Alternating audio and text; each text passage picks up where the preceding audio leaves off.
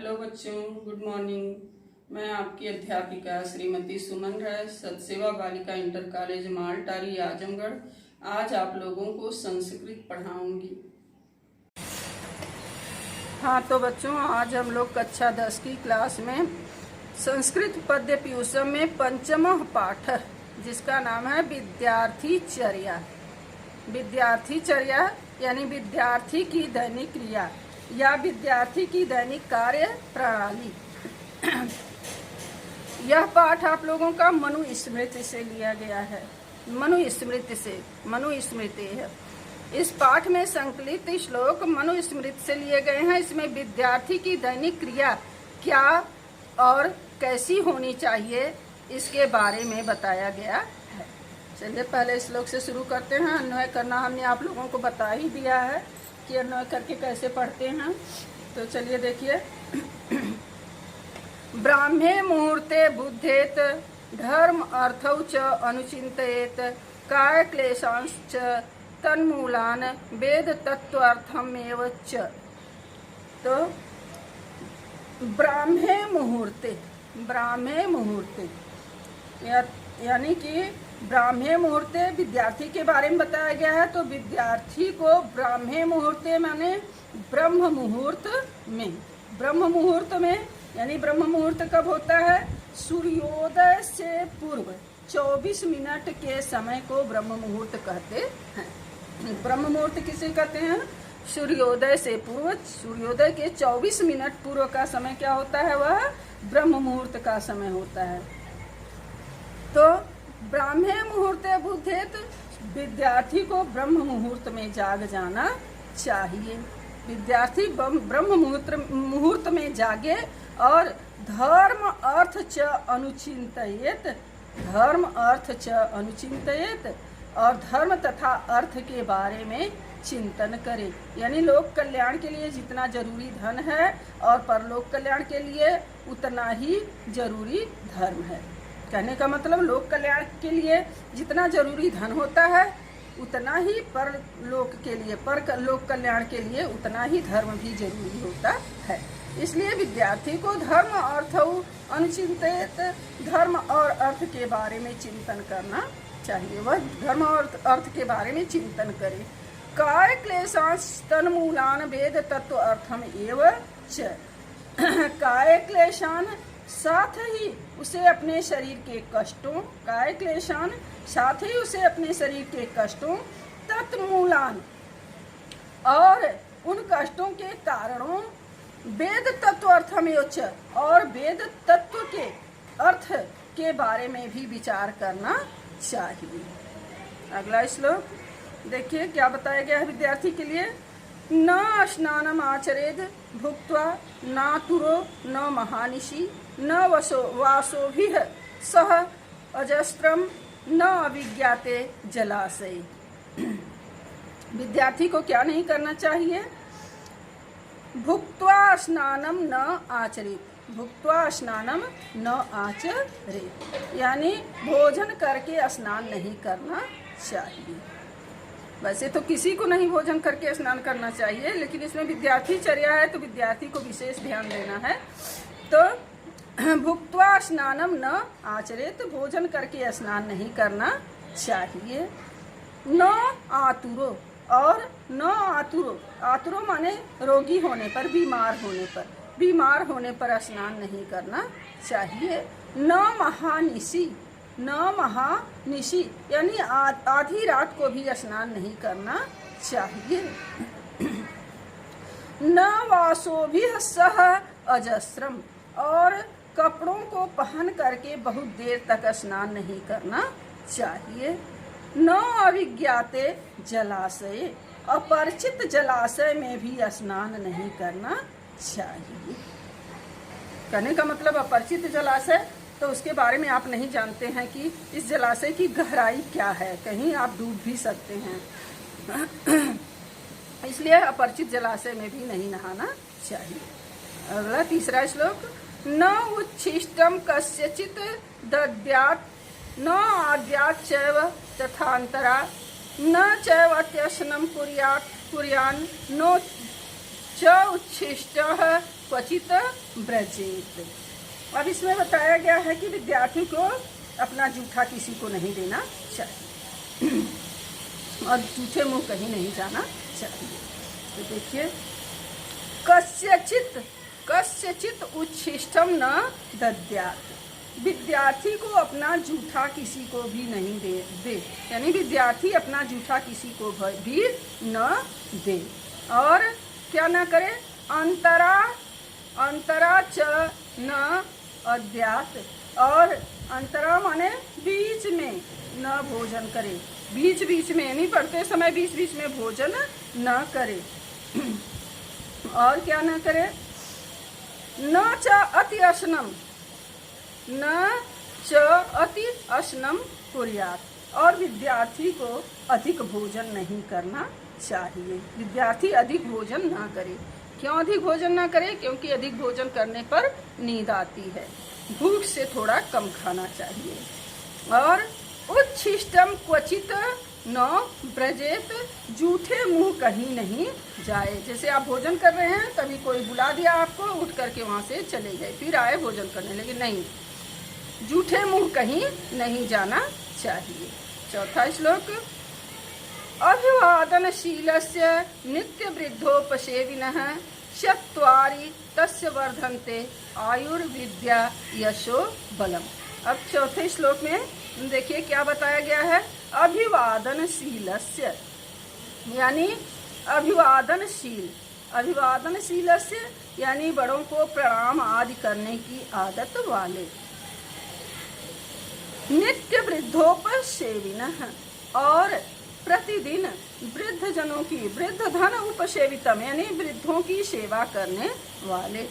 अभिवादनशीलस्य प्रणाम, अपने बड़ों को नमस्कार प्रणाम आदि करने की आदत वाले। नित्य वृद्धोपसेविनः प्रतिदिन वृद्धों की सेवा करने वाले। चत्वारि तस्य माने उस विद्यार्थी के, चत्वारि वर्धन्ते चार चीजें उस विद्यार्थी की बढ़ती हैं। क्या? आयु, विद्या, यश, बल। उसकी आयु, विद्या, यश और बल बढ़ते हैं। ये देख लीजिए, अभिवादनशील से नित्य वृद्धोपसेविनः, अभिवादनशील और प्रतिदिन वृद्धों की सेवा करने वाले। तस्य माने उस विद्यार्थी के या छात्र के आयु, विद्या, यशो बलम वर्धन्ते चत्वारि। चार चीजें प्रतिदिन बढ़ती हैं, आयु, विद्या, यश और बल। पांचवा श्लोक देखिए, आर्धपादः तु भुञ्जीत न आर्धपादस्तु संविशेत आर्धपादस्तु भुञ्जानो दीर्घम आयुर्वाप्नुयात्। अब विद्यार्थी को बताया गया है कि क्या करना चाहिए, कैसे, मतलब हाथ पैर धुलने के बारे में कैसे क्या करना चाहिए। तो देखिए, आर्धपादः तु भुञ्जीत। आर्धपादः माने भीगे पैरों वाला, यानी भोजन करने से पहले पैर धोने। विद्यार्थी को चाहिए कि आर्धपादः तु भुञ्जीत, हाथ पैर मुंह आदि धो करके ही, हाथ पैर मुंह आदि धो करके ही भोजन करे। भुंजित माने भोजन करे। न आर्धपादः तु संविशेत, लेकिन भीगे हुए पैरों से पैर धुल करके सोए नहीं। और क्या ना करे, और क्या करना चाहिए, आर्धपादः तु भुञ्जानो, यानी हाथ पैर भीगे हुए पैरों से यानी हाथ पैर को धुल करके भोजन करने से दीर्घम आयु आप्नुयात्, वह लंबी आयु को प्राप्त करता है, उसकी आयु बढ़ती है। हाँ, तो बच्चों, हम लोगों ने पहले पार्ट में विद्यार्थी चर्या में विद्यार्थी के दैनिक क्रिया के बारे में 5 श्लोक पढ़ा था। 5वें श्लोक में जिसमें हम लोगों ने पढ़ा था कि विद्यार्थी को हाथ पैर धो करके भोजन करना चाहिए, लेकिन हाथ पैर धो करके सोना नहीं चाहिए। हाथ पैर धोकर भोजन करने से उसकी आयु लंबी होती है। अब हम लोग विद्यार्थी चर्या यानी कक्षा 10 के लेसन 5 में पंचमा पाठ में विद्यार्थी चर्या के 6ठे श्लोक में आगे पढ़ेंगे, दूसरे पार्ट में पहले पार्ट में हमने 5 श्लोक पढ़ा दिया है आप लोगों को। दूसरे पार्ट में 6ठे श्लोक से पढ़ेंगे।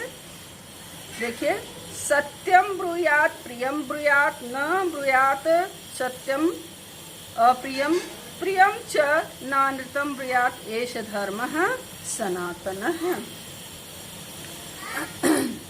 देखिए, सत्यम ब्रूयात, सत्यम ब्रूयात प्रियम ब्रूयात, सत्यम ब्रूयात प्रियम ब्रूयात। विद्यार्थी को बोलना तो सबको सत्य चाहिए, ये नहीं केवल विद्यार्थी सत्य बोले बाकी लोग झूठ बोले, नहीं, सबको सत्य बोलना चाहिए। लेकिन विद्यार्थी के बारे में विशेष रूप से बताया गया है कि सत्यम ब्रूयात, विद्यार्थी को चाहिए कि वह सत्य बोले, और प्रियम ब्रूयात, प्रिय बोले, मधुर वचन बोले। न ब्रूयात सत्यम अप्रियम, अप्रिय सत्य न बोले, अप्रिय सत्य न बोले। विद्यार्थी को चाहिए कि वह अप्रिय सत्य न बोले। प्रियम च नानृतम ब्रूयात, और प्रिय जो सुनने में अच्छा लगे असत्य हो वो बातें भी न बोले। जो सुनने में अच्छा लगे यानी प्रिय हो, और अनृतम यानी झूठा हो वह भी नहीं बोलना चाहिए, प्रिय असत्य भी नहीं बोले। एष धर्म सनातन है, यही सनातन धर्म है। अगला श्लोक, न पाणि पादो चपलो न नेत्र चपलो अनृजुः न स्यात् वाक् चपलश्चैव न परद्रोह कर्म धी है। अब विद्यार्थी के बारे में क्या बताया गया है कि पाणि पाद चपलो न, विद्यार्थी यानी छात्र को चाहिए कि वह व्यर्थ में ही अपने हाथ पैरों को हिलाता न रहे। पाणि पाद चपलो न, विद्यार्थी को चाहिए कि वह बेकार में अपने हाथ पैरों को हिलाता न रहे। नेत्र चपलो अनृजुः न, नेत्रों को और न तो नेत्रों को ही इधर उधर मटकाते रहे, बार बार इधर उधर देखते रहे। यानी विद्यार्थी को एकाग्रचित्त रहना चाहिए, तभी वह पढ़ सकता है, कहने का यही अर्थ है। और न स्यात् वाक् चपलश्चैव, और उसे कुटिल नहीं होना चाहिए, यानी बोलने में असंयमी नहीं होना चाहिए, बोलने में असंयमी नहीं होना चाहिए। और अनृजु माने कुटिल, छली, उसे बोलने में छली और कपटी नहीं होना चाहिए। न पर द्रोह कर्म धी है, और उसे विद्रोही कार्यों में अपनी बुद्धि को नहीं लगाना चाहिए, दूसरे के बुराई में अपने को नहीं लगाना चाहिए। 8वां श्लोक, सर्वलक्षणहीनो अपि यः सदाचारवान् नरः श्रद्धानो अनुसूयश्च शतम वर्षाणि जीवति।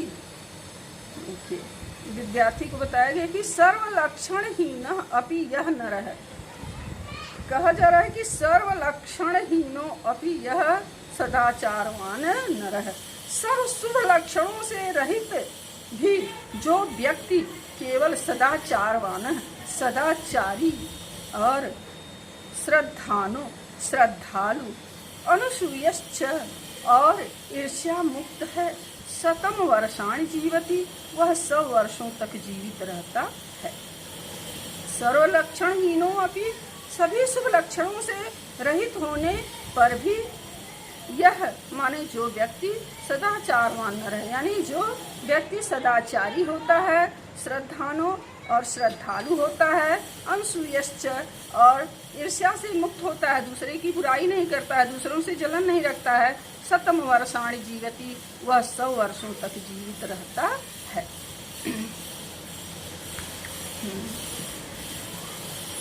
9वां श्लोक है, सर्वं परवशम दुखम सर्वम आत्मवशम सुखम एतत् विद्यात् समासेन लक्षणम सुख दुख यो है। अब 9वें श्लोक में बताया गया है कि परवशम, परवशम माने दूसरे के बस में रहना, यानी दूसरे के भरोसे रहना। सर्व दुखम, सबसे बड़ा दुख है, दूसरों के बस में रहना ही सबसे बड़ा दुख है। सर्वम आत्मवशम सुखम, और अपने वश में यानी अपने पर, अपने बस में रहना ही, अपने पर रहना ही सर्वम सुखम सारा सुख है। अरे भाई आप दूसरे के भरोसे रहेंगे, दूसरे का मुंह देखेंगे, पढ़ेंगे लिखेंगे नहीं, कमाएंगे नहीं, दूसरे के बस में रहेंगे तो सारा दुख है। और आत्म बस हम अपने भरोसे रहेंगे, अपनी कमाई पर रहेंगे तो आपको दुनिया का सारा सुख है। जितने में आप रहेंगे उतने में सुखी रहेंगे। एतत् विद्यात् समासेन सुख दुखयोः लक्षणम।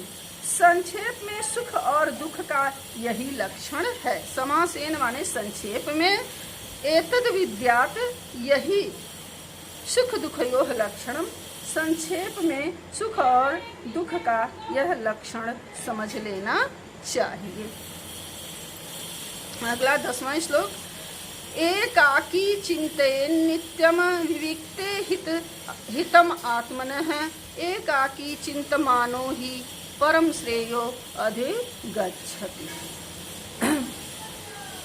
एकाकी विविक्ते, एकाकी विविक्ते यानी अकेले एकांत में, अकेले एकांत में आत्मनः हितम चिंतयेत नित्यम, अपने बारे में प्रतिदिन सोचना चाहिए। अपने बारे में माने अपने कल्याण को चाहने वाले को एकांत में अकेले बैठकर अपने बारे में सोचना चाहिए कि हम क्या करें, कैसे पढ़ें कि हम आगे बढ़ें।